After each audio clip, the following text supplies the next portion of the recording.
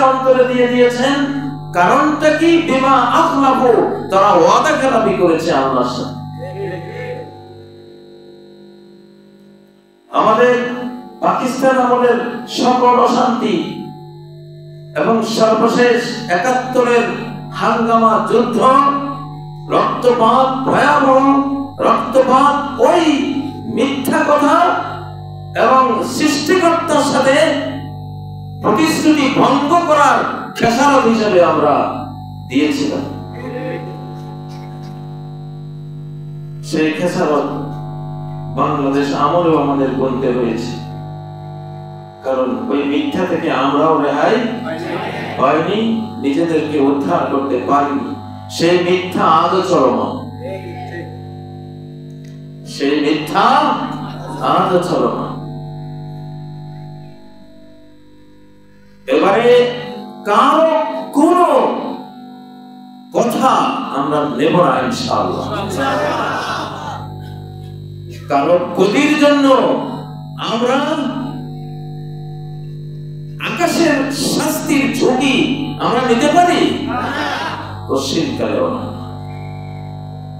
কারো চুরির সুবিধা করে দেওয়ার জন্য, কারো চাঁদাবাজির সুবিধা করে দেওয়ার জন্য, কারো গতি রক্ষার জন্য এই বাংলাদেশের মানুষ এই মানচিত্র নেয়নি। ৫ই আগস্টের রক্তপাত এই জন্য হয়নি, শহীদের রক্ত এই জন্য ঝরেনি যে আমি বসে বসে চুরি করব। শহীদরা, আবু সাঈদরা রক্ত ঝরিয়েছে, হাজার হাজার কিশোর তরুণ তরুণীরা হাত পা চোখ সহ তারা অঙ্গ হারিয়েছে, মৃতপ্রায় হয়েছে। কিসের জন্য? একটি সুন্দর বাংলাদেশ গড়ার জন্য, বৈষম্যহীন একটা দেশ গড়ার জন্য। বৈষম্য কি? বৈষম্য কাকে বলে? বৈষম্য মানে ইনসাফ নাই।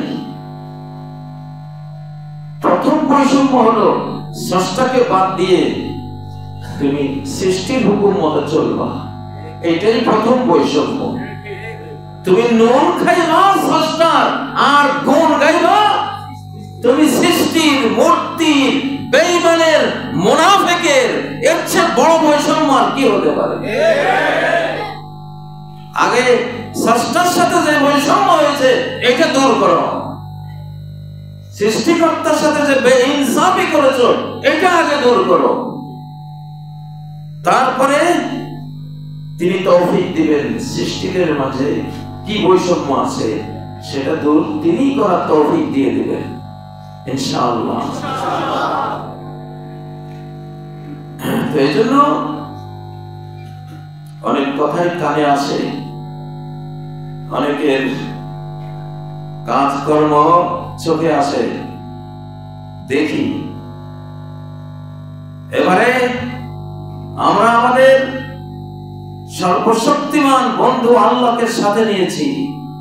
আমরা তাকে যে ওয়াদা দিয়েছিলাম সেটা আমরা জীবন দিয়ে, আরো রক্ত দিয়ে, আরো যত লক্ষ কোটি জীবন দিতে হয় তা দিয়ে আমরা সেই ওয়াদা এবার রক্ষা করে ছাড়বো ইনশাআল্লাহ।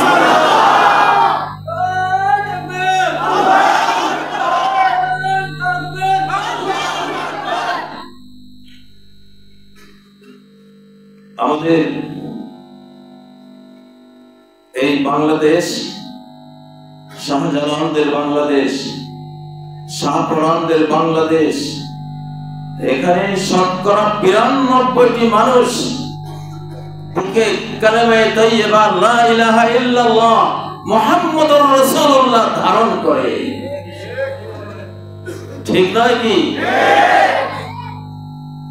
এখানে শীতকালের মাহফিলগুলিতে লক্ষ লক্ষ জনতার ঢল নামে, ১২-১৫ লক্ষ লোক, আরো বেশি লোক কেন এই কোরআনের সমাবেশে যায়? এটা সমর্থন যে কোরআন দিয়ে দেশ চালাও। এটা একটা মাহফিল নয়, এটা একটা নির্বাচন। মানুষ ভোট দিয়ে দিচ্ছে যে আমরা কোরআন চাই, বিধান চাই, আর সৃষ্টিকর্তার বিধানের চেয়ে ভালো বিধান আছে দেখা।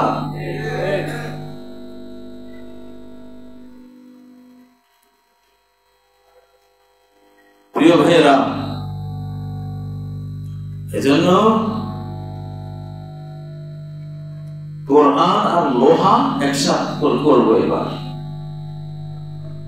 কিতাব আর লোহা একসাথে হবে। যে কিতাব মানবে না তারে লোহা দিয়ে ঠান্ডা করে দেওয়া হবে ইনশাআল্লাহ। আমি আগে বলেছি, সরকারের কাছে লোহা আছে, কিতাব নাই। আলিম সমাজ পাবলিকের কাছে কিতাব আছে, লোহা নাই। নবীর কাছে লোহাও ছিল, কিতাবও ছিল। সাহাবীদের কাছে লোহাও ছিল, কিতাবও ছিল। আবু বকর, ওমর, ওসমান, আলী খলিফাদের হাতে কিতাব ছিল, লোহা ছিল। হাজার বছরের মুসলিম সাম্রাজ্য কিতাব দিয়ে, লোহা দিয়েই তৈরি করা হয়েছিল, ঠিক নয় কি? 720 বছরের তুর্কি খেলাফত কিতাব আর লোহার সমন্বয়ে হয়েছিল। আজকে যে আফগানিস্তান, তারা বিজয় হয়েছে 52টা আক্রমণকারী রাষ্ট্রের বিরুদ্ধে, পরাশক্তিদের বিরুদ্ধে। এক হাতে কিতাব, এক হাতে লোহা। কিতাব আর লোহা বিজয়ী হয়। এই পৃথিবীর নিয়মে লোহা লাগে, কিতাবের সাথে লোহার প্রয়োজন। এই জন্য সূরা হাদীদ, ওয়ানজালনাল হাদীদ, আমি লোহা সেই মহাশূন্য থেকে কোন এক সুপার নোভা তারকার বিস্ফোরণ ঘটিয়ে এই সৌরমণ্ডলের বাহির থেকে লোহা এই পৃথিবীতে আমি পাঠিয়ে দিয়েছি। আমি জানি আমি কোরআন পাঠাবো, আর কোরআন যারা মানবে না তাদের বিরুদ্ধে লোহা ব্যবহার হবে। সেই জন্য আমি লোহা পাঠিয়েছি। এখন ইসলামের যুগ বহুত হয়েছে। আপনারা যারা কোরআনের বাইরে আছেন, হয় কোরআনের ভেতরে আসেন, আর না হয় ঘরে বসে যান। রাজনীতি করা লাগবে না আপনাদের। আমরা বহু দেখেছি, 53 বছরে অশান্তির আগুনে জ্বলেছি। আমরা ঘর ছাড়া হয়েছি 53 বছরে।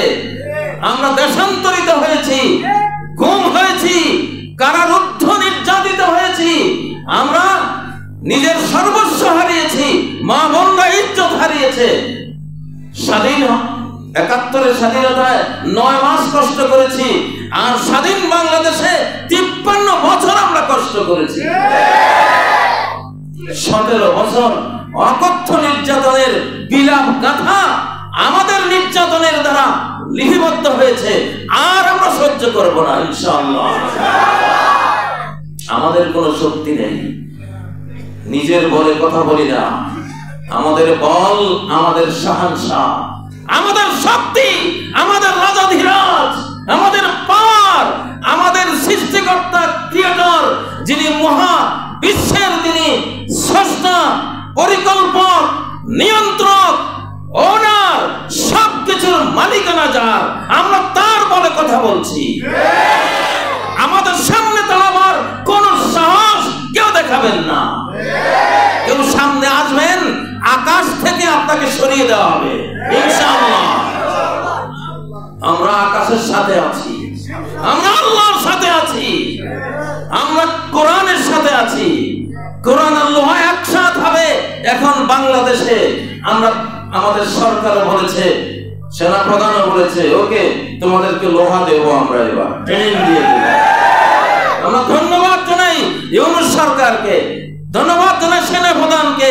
তারা এই জিনিসটি তাদের ব্রেইনে অন্তরে নিয়েছে, তারা ওয়াদা করেছে। আমরা চাই কারো ভ্রুকুটি দেখে ওয়াদা থেকে সরে আসবেন না। বাংলাদেশের প্রতিটি শিশু বাংলাদেশ রক্ষার মুক্তিযোদ্ধা, বাংলাদেশের প্রতিটি কিশোর তরুণ এক একজন মুক্তিযোদ্ধা, বাংলাদেশের প্রতিটি নারী দেশ রক্ষার এক একজন মুক্তিযোদ্ধা। তারা যুদ্ধ করবে কোরআন হাতে নিয়ে ইনশাআল্লাহ।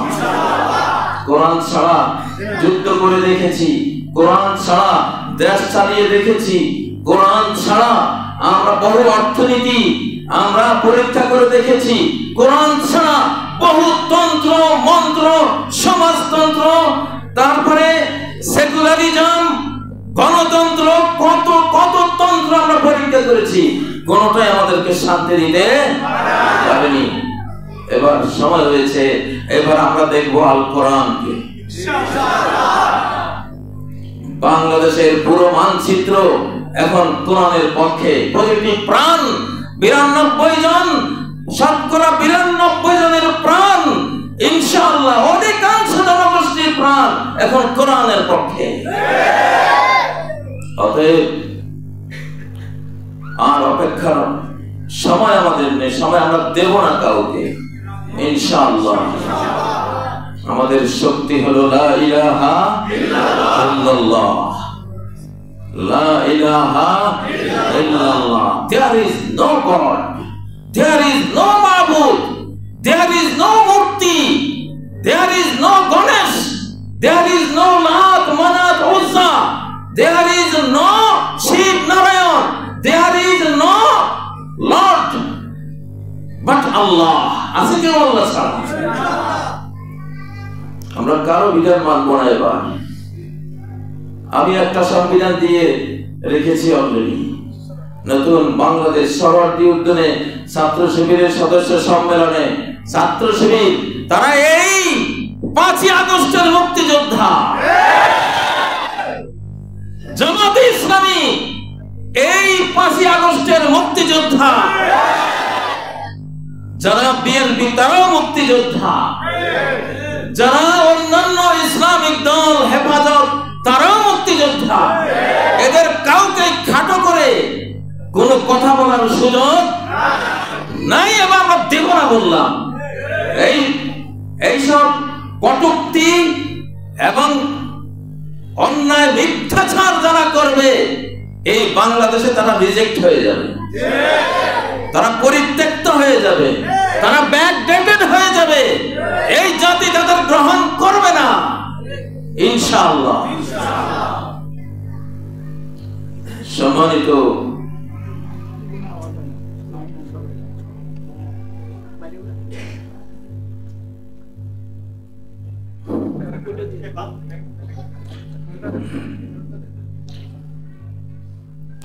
আমি আজকে সূরা আল বাকারার যে আয়াতগুলি তেলাওয়াত করেছি, এখানে 5টি দফা আছে। কয় দফা? 5 দফা। আজকে আমার কোরআনের সব দফাই আমরা মানতে হবে। আজকে দেশের জনগণের জন্য, স্বাধীন বাংলাদেশের জন্য, বাংলাদেশের টেকনাফ থেকে তেতুলিয়ার জন্য, বাংলাদেশের প্রতিটি মুসলিম জনগোষ্ঠীর সদস্যের জন্য এই 5টি দফা আজকে বর্ণনা করছি। আলিফ লাম মিম।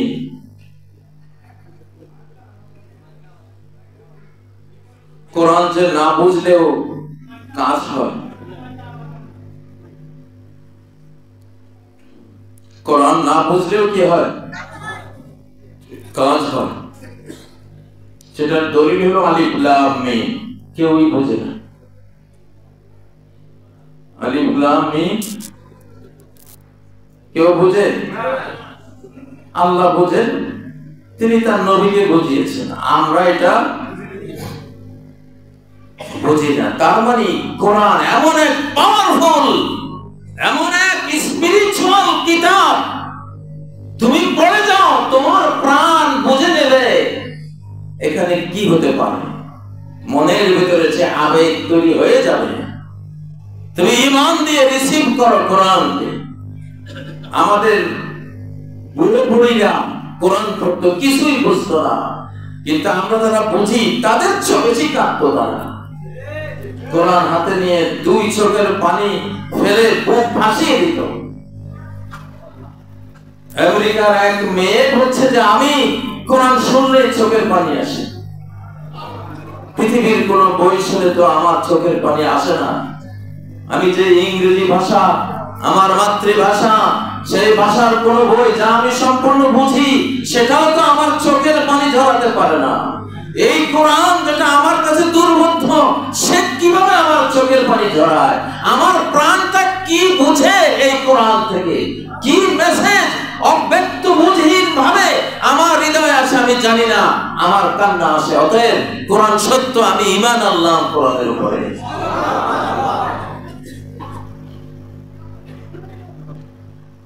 কিন্তু আমাদের বুঝার চেষ্টা করতে হবে। চেষ্টা করেও কি আপনি সবটা বুঝবেন? এটা এক অনন্ত অনন্ত সাগর। সারা জীবন পড়লাম, সেই মক্তব থেকে শুরু করে আজকে 63 বছরে পদার্পণ করলাম, এখনো মনে হয় যেন সূরা ফাতিহা বুঝলাম। মানে তুমি বুঝবে কতটুকু বুঝবে? এটা বুঝের তো কোনো শেষ নাই। এটাতে বুঝের শেষ নাই। এটার একটা দলিল হলো, তুমি যতই শুনো কোরআন কোনদিন তোমার কাছে পুরনো মনে হবে না। এটা শোনারও শেষ নাই, অতএব বুঝারও কি শেষ নাই। গান একটা কোন মজলিসে 10 বার কেউ গাইলে মারামারি শুরু হয়ে যাবে যে এটা কি করলাম। গান কি আর নাই? ঠিক নয় কি? কিন্তু ইমাম সাহেব তারাবির মধ্যে 29-30 বার সূরা ফাতিহা পড়ে, কারো কাছে বিরক্ত লাগে না। মানে যত পড়বা তত আরো বেশি আকর্ষণ। তার মানে যেটা শুনতে এরকম আকর্ষণ জাগে, কখনো লা ইয়াখলুকু মিন কাসরাতির রাদ্দি, যত বেশি পড়বা ততই এটা নতুন হয়ে যাবে। পুরানো করার সাধ্য তোমার নাই। কেন পুরানো হবে না? কারণ এটার অর্থের কোনো শেষ নাই, মরণের কোনো শেষ নাই, ব্যাখ্যা বয়ানের কোনো শেষ নাই, এর আবেদনের কোনো শেষ নাই। তুমি এটাকে শোনা দিয়ে শুনে শুনে কিভাবে তুমি বিরক্ত হবা, আকর্ষণ কিভাবে কমাবা? সাধ্য নাই তোমার, আকর্ষণ যাবে না কখনো। এক টুকরো আখের এক টুকরা আমরা মুখে দিয়ে চিবাইতে থাকি, যতক্ষণ রস পাই ততক্ষণ চিবাই। রস না পেলে কি আমরা চিবাই? বুঝেই যায় কোরআনের রসটা অনন্ত রস। একটা আয়াতেই 7 সমুদ্র 13 নদীর চেয়েও বেশি রস। এজন্য যত চিবান, এক এক জিনিসের চিবানো এক এক রকম। আখের চিবানো এক রকম, ওটা দাঁত দিয়ে চিবায়। কোরআনের চিবানো আরেক রকম, জিহ্বা দিয়ে চিবায়, নাকি ব্রেন দিয়ে চিবায়, হৃদয় দিয়ে এটাকে চেষ্টা করা হয় রস নেওয়ার জন্য। যেহেতু এটা রসের কোনো শেষ নাই, এই জন্য এটা চিবানিরও কোনো শেষ নাই, এই জন্য কেউ ফেলতে পারে না। আল্লাহু আকবার। যালিকাল কিতাবু লা রাইবা ফীহি,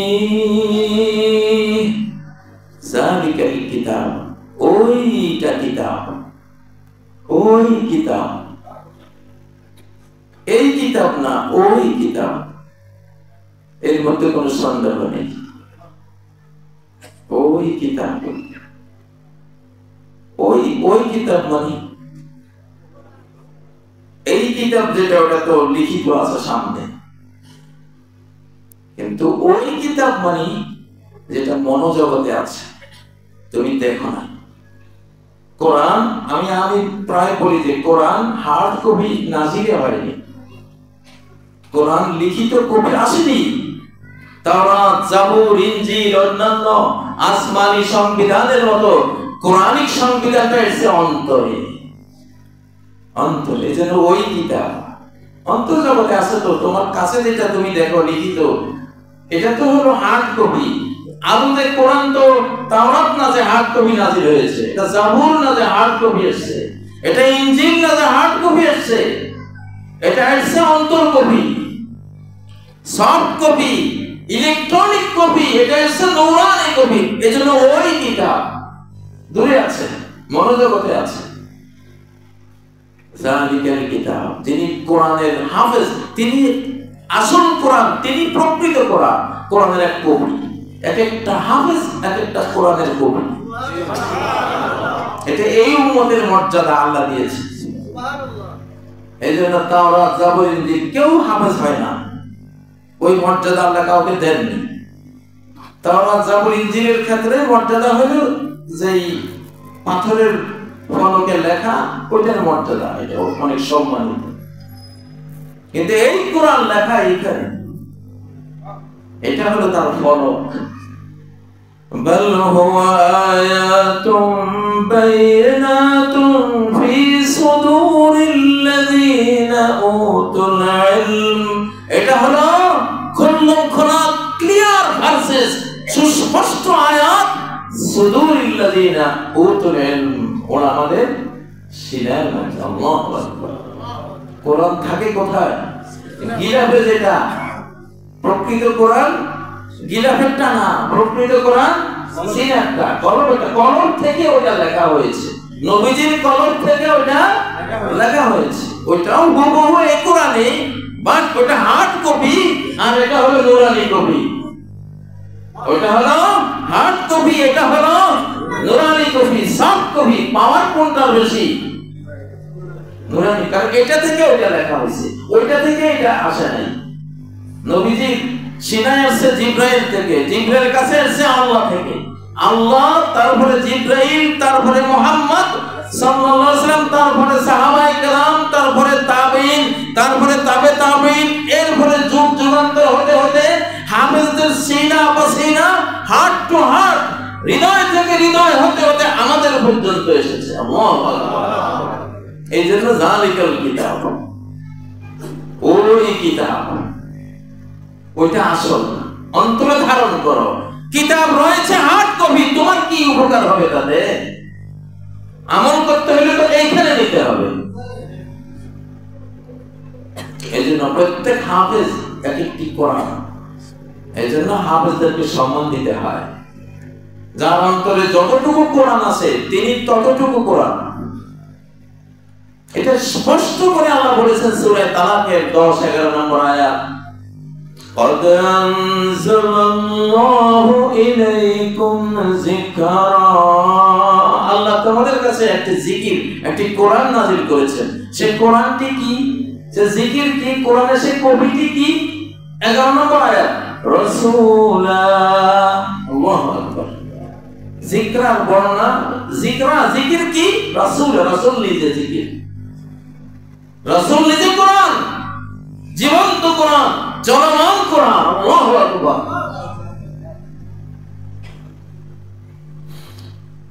কারা কারা কোরআনের কবি হতে চান? এক কবি কোরআন হতে চান? আল্লাহু আকবার। চেষ্টা শুরু করে দেন।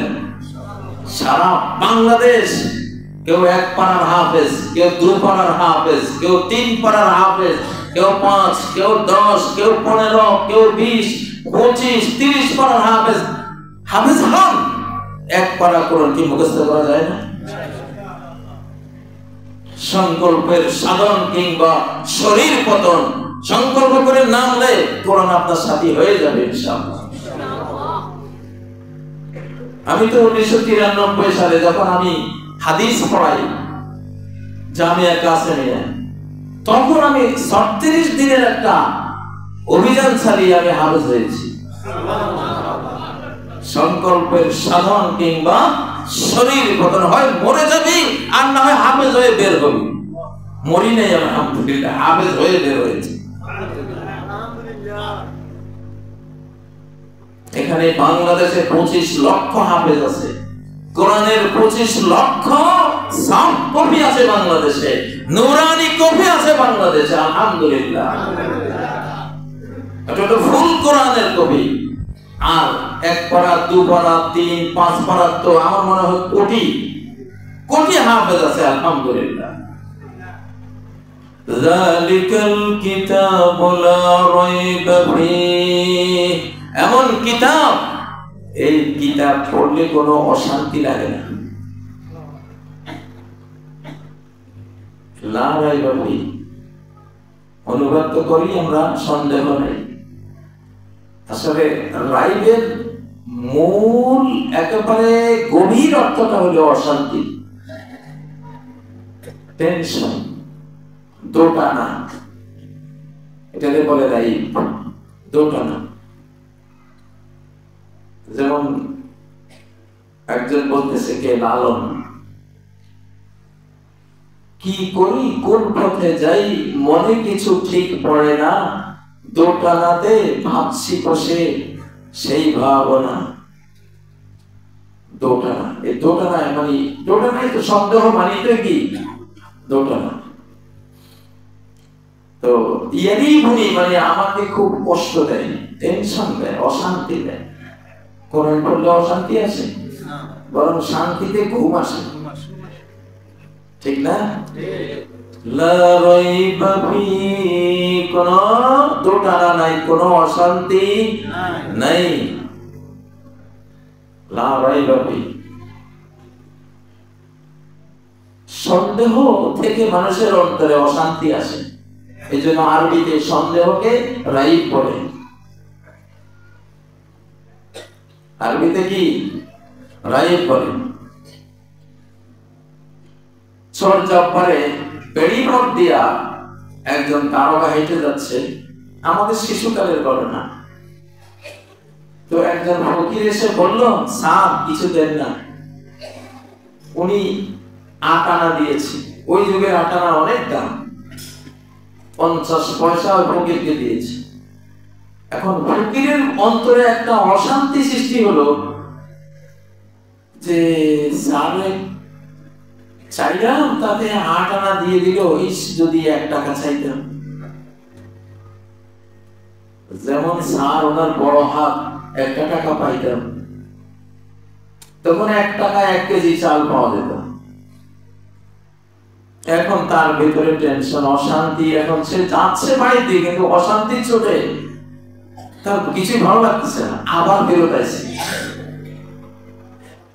আবার ফেরত এসে, স্যার আমাকে 1 টাকা দেন। স্যার আপনি তো ব্যাগ ছিল, মোটা ব্যাগ। স্যার কি একটু আগে না 8 দিলাম, দিছে 1 বাড়ি। হ্যাঁ, দৌড়তে দৌড়তে যাক, অশান্তি দূর হয়েছে। এই যে স্যারের বাড়িটা, এই বাড়িতে আমার যে ভিতরে একটা সন্দেহ, দোটানা, এটা অশান্তি, ঠিক না? অশান্তি দূর হয়েছে, এইটাকে বলে রাইব।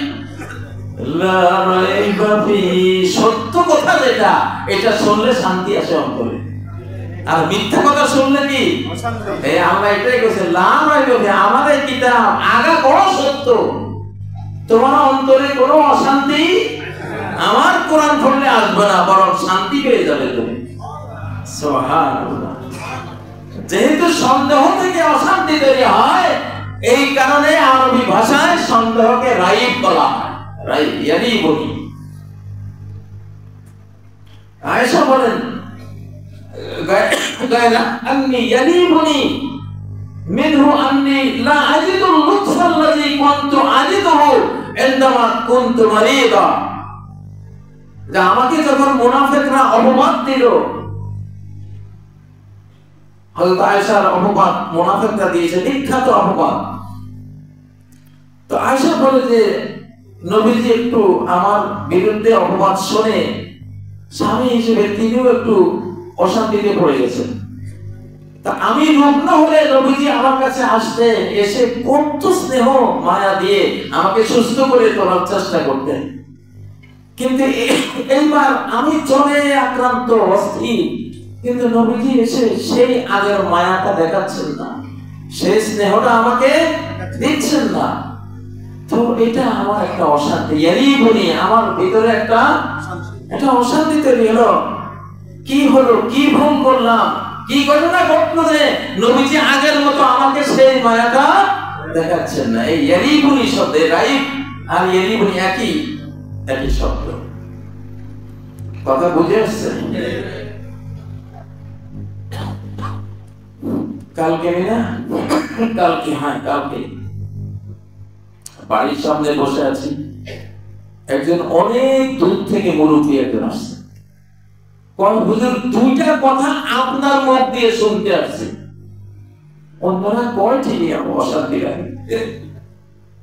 আমি জানি আপনার মুখ থেকে শুনলে আমার শান্তি আসবে, কারণ আপনি দলিল ছাড়া কর না। কালকের ঘটনা। তো বললাম কি, কয় যে ইসলামী ব্যাংকে ডিপিএস রাখলে এটা হালাল কিনা। 2 নম্বর, তসবিহ পড়লে গুনাহ হবে কিনা। তসবিহ ওই যে দানা তসবিহ পড়া যায় কিনা, পড়লে গুনাহ হবে।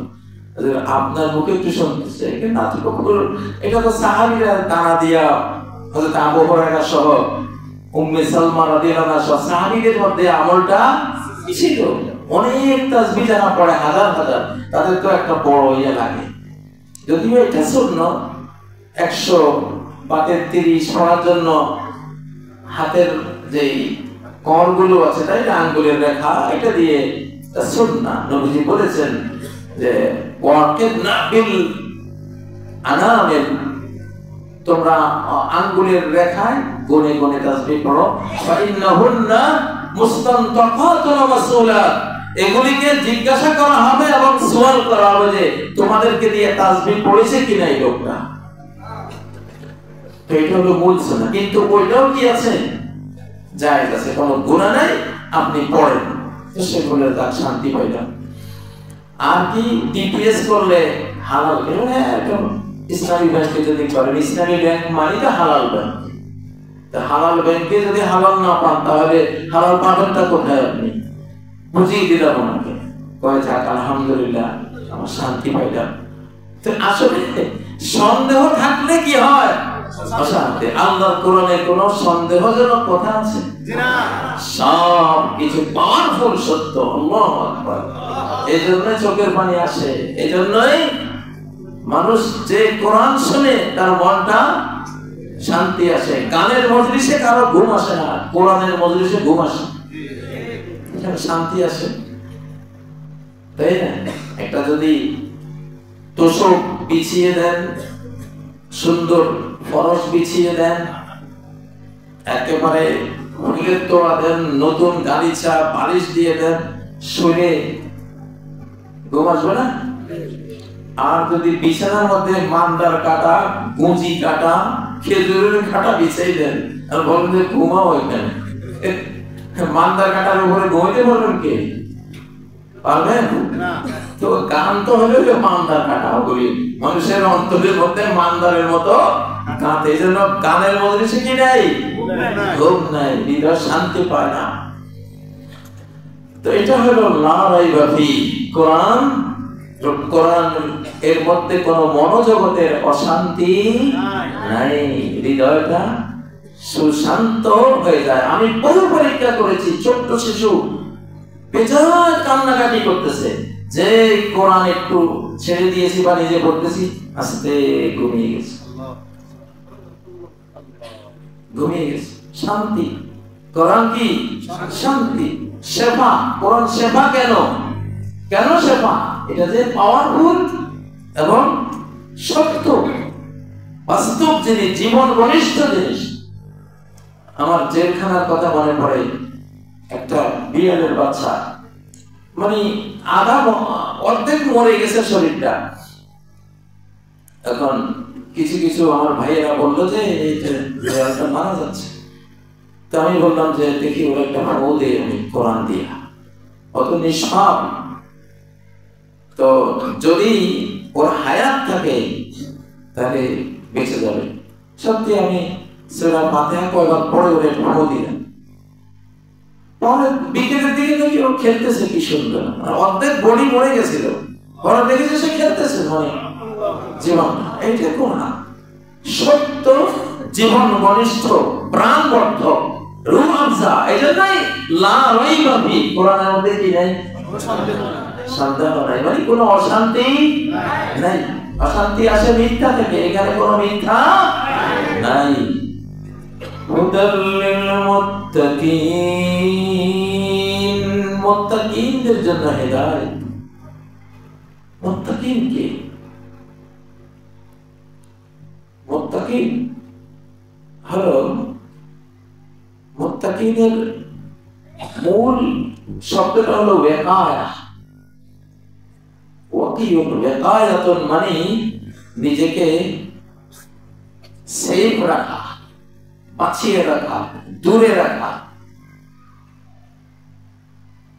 যারা খারাপ থেকে, কুফর থেকে, শিরিক থেকে, পাপাচার থেকে নিজেকে দূরে রাখে। দূরে রাখে কেমনে? পাপ থেকে নিজেরা দূরে রাখে কেমনে? পুণ্যের দ্বারা। পাপ থেকে দূরে সরায় কি দিয়া? পুণ্যের দ্বারা। কুফর থেকে দূরে সরায় কি দিয়া? ঈমান দিয়া। শিরিক থেকে দূরে রাখে কি দিয়া? তাওহীদ দিয়া। শিরিক থেকে দূরে রাখে কি দিয়া? তাওহীদ, একত্ববাদ দিয়া। মুনাফিকি থেকে দূরে রাখে ইখলাস দিয়া। এরা হলো এখানে দ্বৈত জিনিস দুইটা। আপনি শ্বাস প্রশ্বাস, শ্বাস প্রশ্বাস, একটা নিতে হলে আরেকটা লাগে, তাই না? শ্বাস নিতে হলে আগে প্রশ্বাস আগে ফেলতে হয়, একটা ফেলতে হয়, একটা নিতে হয়। এটা ডাবল, তাই না? কারণ টয়লেট বন্ধ হয়ে গেলে খাওয়াও বন্ধ হয়ে যায়, ঠিক না? টয়লেট বন্ধ, খাওয়াও কি? খাওয়া বন্ধ, টয়লেট বন্ধ। এটা ডাবল জিনিসটা একসাথে চলে। তো মুত্তাকিরা পাপ থেকে দূরে সরে কি দিয়া? পুণ্য দিয়া। পুণ্য দিয়া। দুনিয়া থেকে দূরে সরে আখিরাত দিয়া। গায়রুল্লাহ থেকে নিজের বাঁচায় আল্লাহকে দিয়া, ঠিক না? ডাবল জিনিস মুত্তাকি। হুদাল্লিল মুত্তাকিন। আসলে তাকওয়ার একেবারে এই যুগ, আমাদের এই যুগটা হলো পারমাণবিক যুগ।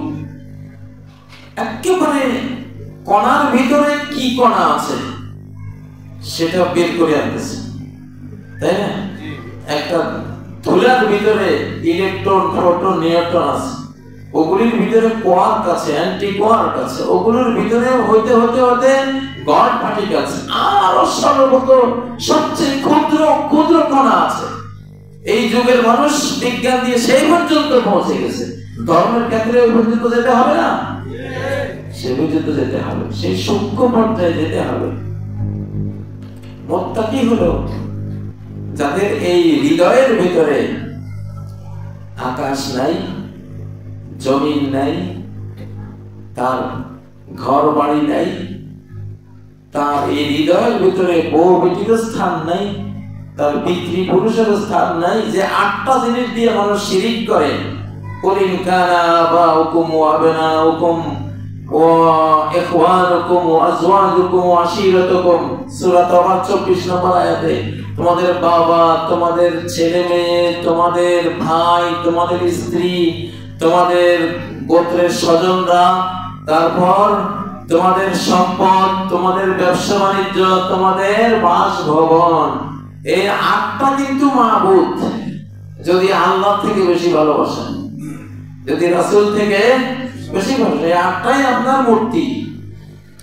তো মনোজগতে যাদের এগুলি নাই, আছে আল্লাহর প্রতি ভালোবাসা, হৃদয়ে তার আছে আল্লাহর প্রতি ঈমান, তার হৃদয়ে সে রেখেছে আল্লাহর ভয়, তার হৃদয়ে সে রেখেছে আল্লাহর কাছে আশা, ভরসা। এগুলিকে এরা হলো প্রকৃত মুত্তাকি। হুদাল্লিল মুত্তাকিন, এটা হেদায়েত করে কাদেরকে? মুত্তাকিনদেরকে, যারা মনটাকে গায়রুল্লাহ থেকে বাঁচিয়ে রাখে। মনটাকে গায়রুল্লাহ থেকে বাঁচিয়ে রাখে। যখন মৃত্যুর শয্যায় পড়ে যাবেন আপনার এই মনে, তখন দেখবেন আপনার যে 5 তলা বিল্ডিং এটা নাই, হারিয়ে গেছে। মৃত্যুর শয্যায় দেখবেন আপনার ব্যাংকে কয়শো কোটি টাকা আছে, নাই, মন থেকে ছুটে গেছে। আপনার স্ত্রী ছুটে গেছে, ছেলে মেয়ে কেউ নেই। তখন শুধু আল্লাহ। কথা দেখেছি, মুরব্বীরা মরার সময় মুখ দিয়ে কথা বলতে পারে না, শুধু ইশারা করে উপরের দিকে। তাহলে মানুষ মৃত্যুর আগে বোঝে যে এই মনোজগতে আসলে আল্লাহ ছাড়া কারো স্থান নাই, দিয়েও কোনো লাভ নাই। যাকেই রাখবো সেটা একদিন চলে যাবে। এরাই হলো প্রকৃত মুত্তাকি। এজন্য নবীজি খুব সচেতন ভাবে এই দোয়াটা প্রতি সকাল সন্ধ্যায় তিনি এটা বলতেন রুটিন ভাবে, আল্লাহুম্মা বিকা আসবাহনা ওয়া বিকা আমসাইনা ওয়া বিকা নাহিয়া ওয়া বিকা নামুত ওয়া ইলাইকান নুশুর। তোমাকে দিয়েই ভোর করি, আমি সূর্য দিয়ে ভোর করি না, আমি আকাশ দিয়ে ভোর করি না, আমি আলো দিয়ে ভোর করি না, যদিও এগুলি আছে তুমি দিয়েছো বলে এগুলি আছে, প্রকৃত ভোর তুমি ঘটাও, আমি তোমাকে দিয়ে ভোর করি। আল্লাহু আকবার। যুদ্ধের ময়দানে বলতেন যদিও অস্ত্র আছে, আমার বাহু আছে, আমি এগুলো দিয়ে লড়ি, বাট আল্লাহুম্মা বিকা আজুরু ওয়া বিকা আসুরু ওয়া বিকা উকাতিল, তোমাকে দিয়েই আমি দৌড়ঝাঁপ দেই যুদ্ধের মাঠে, ওয়া বিকা আসুরু তোমাকে দিয়েই আক্রমণ করি, ওয়া বিকা উকাতিল তোমাকে দিয়ে লড়াই করি আমি। আল্লাহু আকবার। আমার এই মনোজগতে তুমি ছাড়া কিছু নেই। এটাই প্রকৃত তাকওয়া। আল্লাহু আকবার। কোরআন চায় তুমি আগে মনটা খালি করো, তাহলে আমি আসবো তোমার মনে। তুমি মনের ভিতরে মহাভারত, মনের ভিতরে ওই উপন্যাস, বার্টন রাসেলের বই, মাও সেতুংয়ের বই, হাবি জাবি আবর্জনা ঢুকে রাখছো, এগুলি থাকতে আমি তোমার মনে আসবো না। এটাকে আগে খালি করো। আরবদের এই মনে কিচ্ছু ছিল না, ওরা কোনো বই পড়তো না, এই জন্য সুবিধা হয়েছে, কোরআন একবার ডাইরেক্ট ওদের অন্তরে যাই বসে গেছিল, মনগুলি খালি। কবিতা নিজেরা যাওয়া পারত, কিন্তু কোন বই, কোন আবর্জনা না নবীজি পড়েছেন না তারা পড়তো। এই জন্য ডাইরেক্ট কোরআন তাদের অন্তরে জায়গা করে নিয়েছে, আলো দিয়েছে, তাদেরকে হেদায়েতের পথে টেনে নিয়েছে। আলহামদুলিল্লাহ।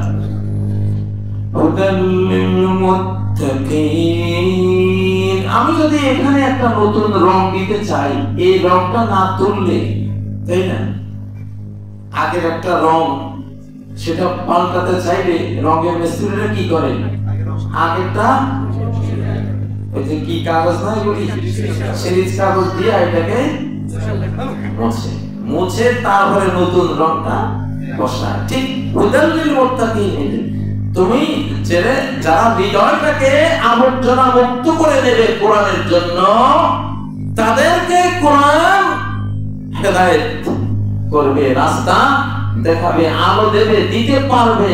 গ্লাস, হৃদয়টা একটা গ্লাস, একটা আয়না, একটা মিরর। আয়নার উপরে আলকাতরা দিয়ে যদি আপনি ওখানে লাইট মারেন, আয়নার উপরে আলকাতরা লিখে যদি লাইট মারেন, সূর্যের কাছে ধরেন, রাগ হয়ে দিলেন না, আয়নাটার একটা আশা, সূর্য দেখা যায় না। আরে ভাই তুমি আলকাতরা সরাও না আগে, ঠিক না? হুদাল্লিল মুত্তাকিন, এটা ব্যাপারটা এটাই। আমাদের অন্তরে আলকাতরা রয়েছে, আলকাতরা সরাইতে হবে। কুফরি শিরকির আলকাতরা বুঝেন না কেউ। আমার হুজুরের বই, হুজুরের বইয়ের এত মায়া, কোরআনের চেয়ে বেশি মায়া। মসজিদের আগে বড় বড় বই আছে না, নাম নিলাম না, কি আদর, কি মায়া। আরে বাবা রে, তো ওই মায়া যতক্ষণ না যাবে কোরআন তোমার অন্তরে আসতো না। কোরআন অত সস্তা কিতাব না যে তোমার আবর্জনা সহজে ওখানে ঢুকবে, ঢুকবে না। আগে আবর্জনা সরা, আবর্জনা সরা। যাই হোক, সময় আসলে 5 দফার কথা বলছিলাম। দফাগুলি না বোঝাইলে মানুষ যখন বুঝতে পারে কোন জিনিস তখন চেঞ্জ হয়, না বুঝলে তো চেঞ্জ হয় না। তো হুদাল্লিল মুত্তাকিন, এখন 5টা দফা আমার মনে হয়, আমি এখন ভূমিকাতে আছি, পটভূমিতে আছি।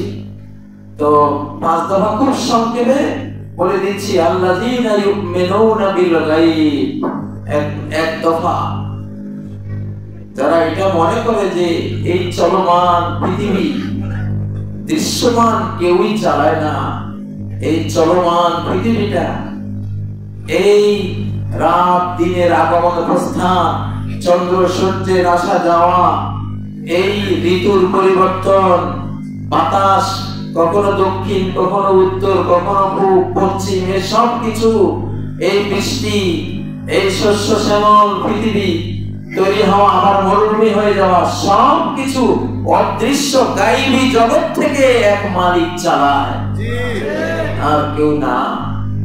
এইটা যে বিশ্বাস করে এটা একদম না।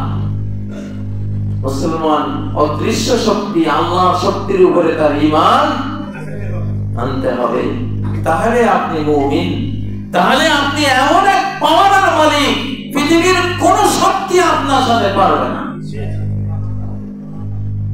এইটাই ঈমান। আনতুমুল আ'লাউনা ইন কুনতুম মুমিনিন, যদি এই ঈমান থাকে তুমি সবার ঊর্ধ্বে। আল্লাহু আকবার। ইউমিনুনা বিল গায়ব, তারপর দ্বিতীয় দফা ওয়ায়ুকিমুনাস সালাহ, তারা সালাত কায়েম করে, স্রষ্টার সাথে সম্পর্ক তৈরি করে সালাতের মাধ্যমে। ওয়ায়ুকিমুনাস সালাহ, সালাত এমন একটা জিনিস যে যত সালাত পড়বে তার তত রিজিক আসবে। মুসলিমদের অর্থনীতি হলো সালাত। ওয়ায়ুকিমুনাস সালাহ, মালিকের সাথে সুসম্পর্ক থাকলে সেই শ্রমিকের অভাব থাকে না। সবার বেতন একরকম, কিন্তু মালিকের বন্ধু শ্রমিক যেটা, ওটার বেতন ও খাতায় লেখা থাকে একটা, কিন্তু কারো করে কইছে না। ঠিক না? আল্লাহু আকবার। কত দেখছি এরকম। আমরা তো এরকম করি।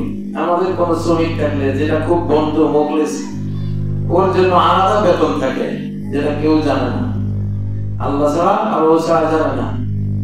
তো সালাত বেসড অর্থনীতি, আমি আমার জেলখানায় এটা অলরেডি আমল করে আসছি এবং পেয়েও আসছি। জেলখানায় বসে ভাবলাম, এত বড় কর্মযজ্ঞ প্রতিষ্ঠান, মাদ্রাসা, পরিবার কি দিয়ে চলল। তখন